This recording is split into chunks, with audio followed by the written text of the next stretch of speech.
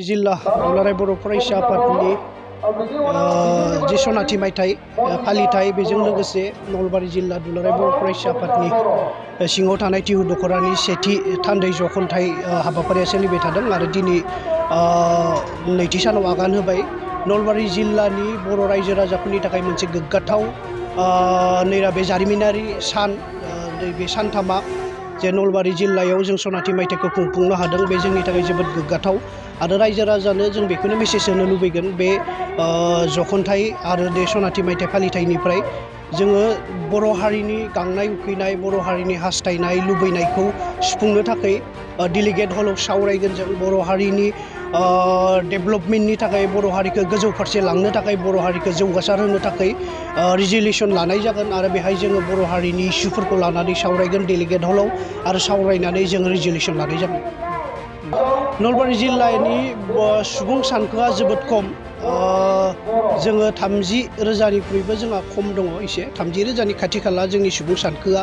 बे मोनसे फिसा जिल्ला नलबारिया जोङो नलबारि जिल्ला हिसाबै बर'फोरा थांना थानो थाखाय जों जिफोर खामानिखौ मावदों हारि हिसाबै थांना थानो थाखाय बर'नि राव थुनलाइ हारिमुखौ फोथांना लाखिनो थाखाय स्कुल कलेजनि जोंहा प्रब्लेम्स दङ जोंहा फोरोंगिरि गैया जिर' टिचार्स सिंगल टिचार्स बिदि एलपि स्कुला थैलांगासिनो दङ बरखेत्रि ओनसोलाव जोंहा 9 खननिख्रुइबो बांसिन फरायसालिया थैलांबाय बेफोरखौ माबायदि जों फोथांफिननो हागोन बेफोर इस्युखौ लानानै जों थान्दै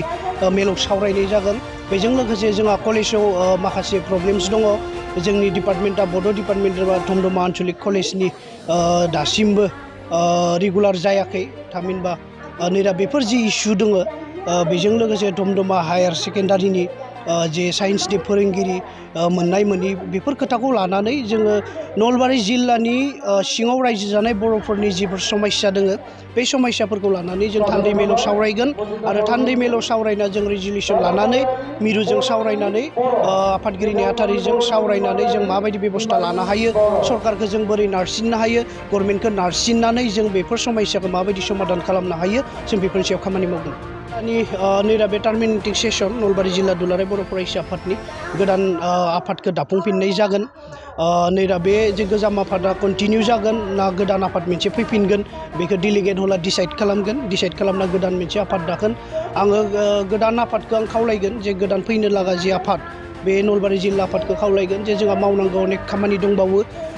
जोंहा समस्या अनेक दङ नलबारि फिसा जिल्ला हिसाबै जे समस्या बिराद बुरजा दङ जोंहा संस्कृत इउनिभारसिटियाव बड' डिपार्टमेन्टखौ जों दाबो मोननो हायाखै नलबारि कलेजाव जों दाबो बर' डिपार्टमेन्ट मोननो हायाखै नलबारि कमार्स कलेजाव जों दाबो बर' डिपार्टमेन्ट मोननो हायाखै बेफोरबायदि नलबारियाव थानाय जिफोर कलेजफोरनि बड' डिपार्टमेन्ट गायसननायनि जिफोर खोथा बेफोर खोथाखौ सिगांथिं आवगायना लांनो थाखाय आङो गोदान आफादखौ खावलायगोन लोगोसे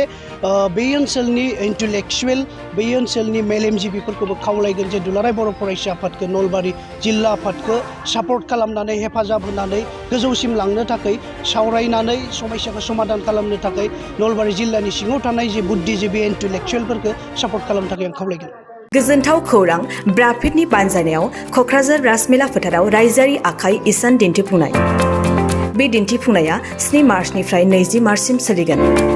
हारिमुआरि दानाय लुनाय आर'नाइ गामसा दख'ना जि जोम दिन्थिफुंनायजों लोगोसे बायनो हागोन। गोसो गुदुं बिथांमोनहा क'क्राझार राजमेला फोथाराव फैनानै गोनांथि जानाय आर'नाइ गामसा दख'ना मुवा बेसाद आरो जि जोमफोरखौ बायफैनो हागोन। गोजोनथाव खौरां आसामाव थानाय बयनिख्रुइबो साबसिन सोलोंथाइ होग्रा मिरुफोरनि गेजेराव टेक बुस्टाराबो गंसे।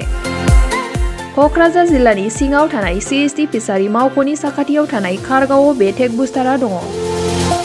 बेयाव बयनिख्रुइबो मोजांसिन सोलोंथाइ आरो नेम सोलिनाय गोग्गो थाखो खथानि सुबिदा दङ। सारा भारतनि गेजेराव सायख'जानाय बायदि सोलोंथाइजों सोमोन्दो थानाय फोरोंगिरिफोर दङ। टेक बुस्टाराव प्रफेशनेल जार्नालिस्ट आरो टेकनिकेल कर्सफोरखौ होनाय जायो। 24 घन्टा रैखाथिनि थाखाय मोजां सुबिदा आरो टेक बुस्टारा नोंथांमोनखौ सौहैहोगोन नोंथांनि थांखिसिम। टेक बुस्टारा नोंथांनि सिमांखौ जाफुंसारनांगौनि थाखाय गांल' नङा साहस आरो गोहोबो होगोन। सोलोंथाइ लाखांनायनि उनाव 100% प्लेसमेन्टनि खाबु दङ। सोलोंनो गोसो गुदुं बिथांमोना 9395695095 जानबुं नाम्बाराव जगाजग खालामनो हागोन।